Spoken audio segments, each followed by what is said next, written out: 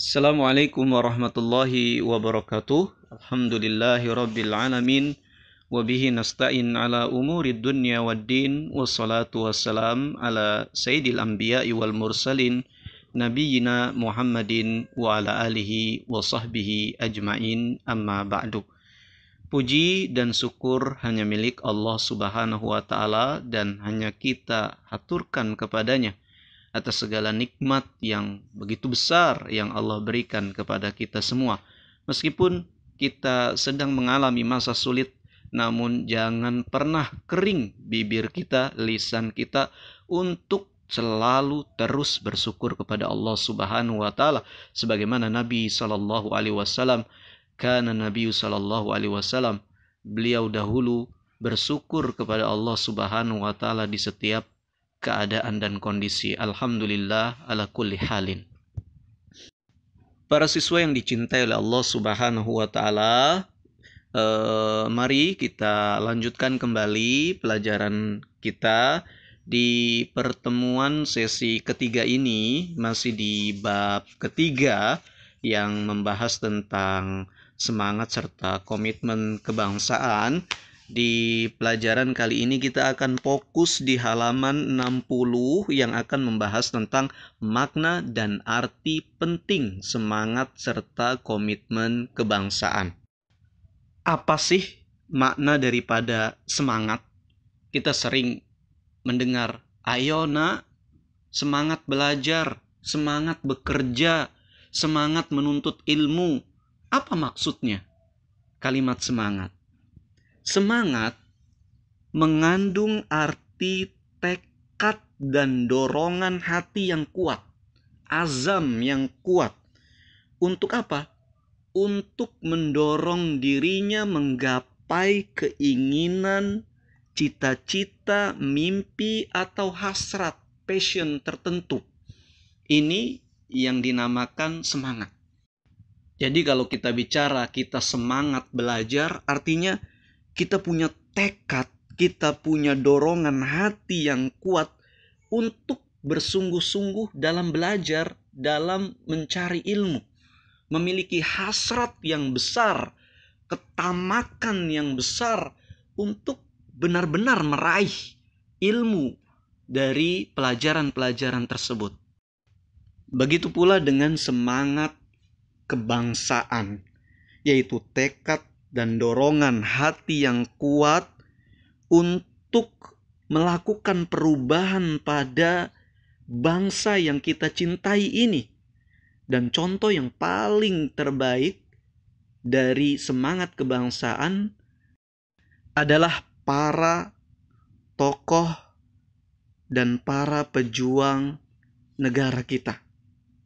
Bagaimana mereka memiliki semangat dan tekad yang kuat untuk merubah negeri kita ini, bangsa kita ini, dulunya negeri yang terjajah, bangsa yang tertindas, bangsa yang terjajah, menjadi negeri yang merdeka dan sejajar dengan negara-negara lain di dunia.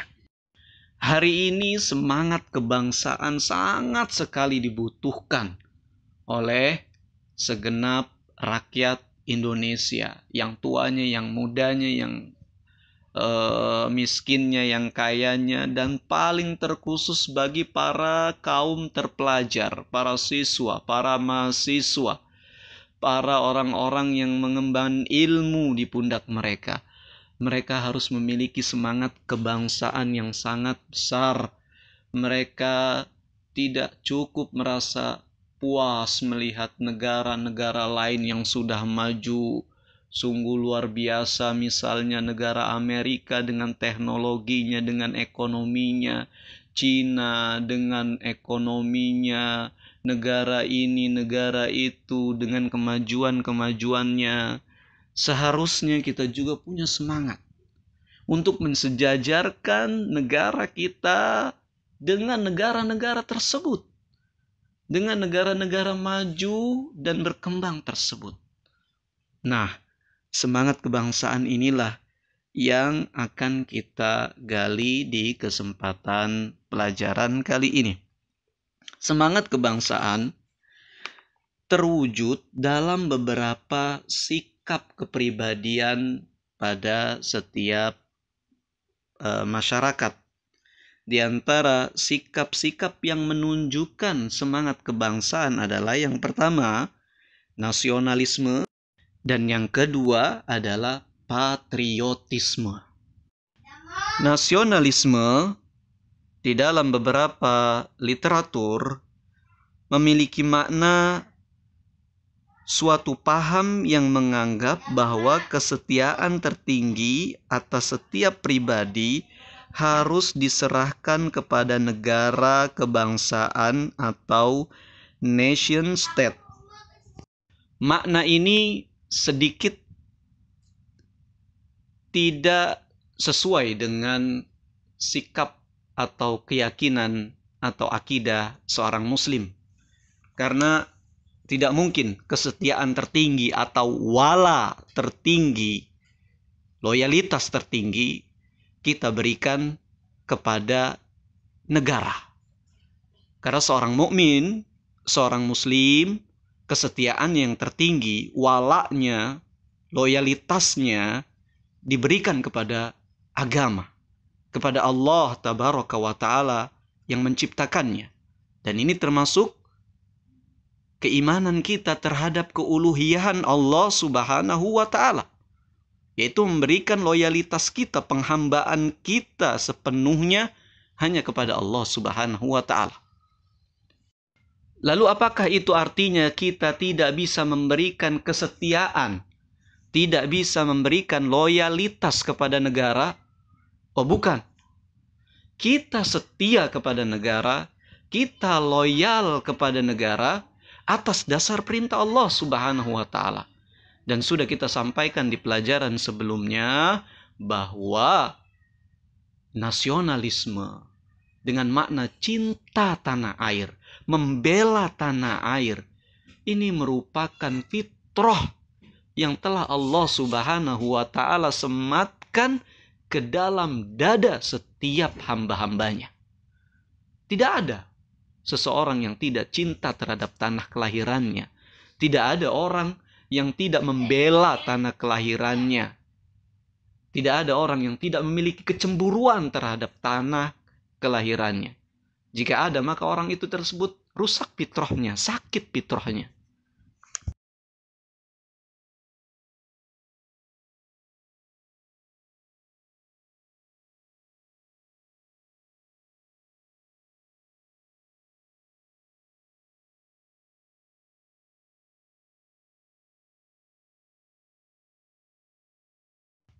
Inilah nasionalisme yang kita yakini, nasionalisme yang kita pahami, dan nasionalisme yang menjadi sikap kita sebagai seorang mukmin, sebagai seorang muslim.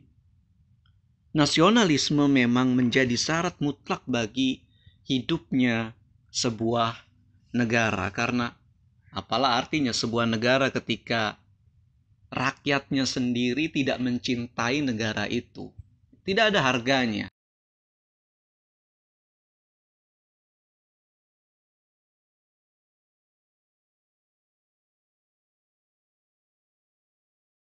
Dan ini banyak terjadi di masyarakat kita gitu ya. Selalu mencemooh, merendahkan, seperti istilah-istilah warga plus 62, yaitu maksudnya nomor telepon kita itu kan depannya plus 62 gitu ya. Warga plus 62 begini, warga plus 62 begitu. Yang bermaksud merendahkan Indonesia, merendahkan negara kita. Kita tidak boleh memiliki sikap seperti itu. Kalau ada yang kurang dari negara kita, kita harus perbaiki. Kalau ada yang tidak seharusnya pada negara kita, maka kita yang berkewajiban untuk kemudian menyempurnakannya. Bukan mencelanya, mencibirnya, mencemoohnya. Ini masyarakat kita sebagian tidak paham. Tidak ada sikap nasionalisme pada diri mereka. Membanding-bandingkan lebih baik negara ini daripada negara kita gitu ya. Kenapa kita tidak kemudian bersama membangun sehingga negara kita bisa sejajar dengan negara yang baik tersebut? Nah, sifat nasionalisme harus ditunjukkan di dalam kepribadian kita. Dan unsur-unsur daripada sifat nasionalisme yang ada di dalam kepribadian kita biasanya seperti perasaan nasional, yaitu kita merasa bangga menjadi warga Indonesia. Kita bangga menjadi seorang yang berasal dari Indonesia. Unsur lainnya yaitu watak nasional. Watak nasional itu adalah karakter. Dan kita sudah punya ini, bahwa kita terkenal memang orang Indonesia itu santun, wataknya ramah, karakternya sopan, ya. Berbeda dengan watak atau karakter daripada negara-negara lain. Mudah-mudahan kalian diberi rizki yang banyak oleh Allah, bisa menunaikan umroh atau bisa menunaikan haji. Kalian akan mendapatkan pengalaman tersendiri di sana. Salah satunya kalian akan melihat banyak warga negara dari belahan dunia ada di sana. Dan kalian di sana akan bisa melihat perbedaan karakter. Ya, bagaimana karakternya orang-orang Afrika, bagaimana karakternya orang-orang Eropa, bagaimana karakter orang-orang Asia, bagaimana karakter orang-orang Indonesia. Dan orang Indonesia sangat terkenal sekali, sangat disukai sekali di sana. Karena mereka memiliki karakter yang penurut, gampang diatur, mudah diarahkan gitu ya. Tidak ngotot dan seterusnya. Ini karakter, watak nasional. Nasionalisme juga diharapkan masuk ke dalam unsur agama. Nah, ini yang harus sangat kita perhatikan dan sangat penting sekali. Ya, karena kalau kita salah memahaminya dan mempraktikannya, ini bisa sangat besar sekali akibatnya, yaitu terjatuh kepada kesesatan. Seperti istilah Islam Nusantara. Kalau yang dimaksud dengan Islam Nusantara yaitu tata cara ibadah, tata cara beragama Islam yang berbeda dengan syariat Islam yang telah dibawa oleh Nabi Shallallahu Alaihi Wasallam, atau syariat Islam yang kemudian dicampur dengan kekhasan Nusantara, ya, maka ini tentu sebuah kesalahan yang sangat fatal sekali. Karena tata cara beragama, karena tata cara daripada beribadah itu tawakufi, ya, sudah ditetapkan oleh syariat, oleh Allah Subhanahu wa Ta'ala, oleh Nabi Sallallahu Alaihi Wasallam. Tidak boleh lagi kita tambah atau kita kurang-kurangi. Akan tetapi kalau yang dimaksud dengan Islam Nusantara yaitu khasanah keilmuan atau khasanah budaya, seperti kita punya ciri khas orang-orang Indonesia dengan misalnya songkok nasional, sarungan yang memang berbeda kan? Berbeda dengan kaum muslimin. Kalau orang di Arab sana atau di mana, di Arab orang pada pakai gamis, kalau di Pakistan orang pakai kurta. Kalau kita di Indonesia santri pakai sarung, pakai kopiah nasional, songkok nasional kita sebut ya. Ini khasanah Nusantara yang memang kemudian melekat dengan ciri khusus kaum muslimin di Indonesia, di Nusantara. Atau khasanah Nusantara yang melekat pada keislaman Indonesia, yaitu seperti khasanah dakwah dan khasanah keilmuan, ya. Dan ini sudah diakui, ya. Nusantara Indonesia punya kontribusi besar dalam dakwah Islam, dalam dakwah ilmu. Inilah nasionalisme dalam agama yang kita sepakati, yang kita setujui. Kemudian yang kedua daripada sikap semangat kebangsaan itu patriotisme. Patriotisme berasal dari kata patria yang artinya adalah tanah air. Kata patria berubah menjadi kata patriot yang berarti seorang yang mencintai tanah air.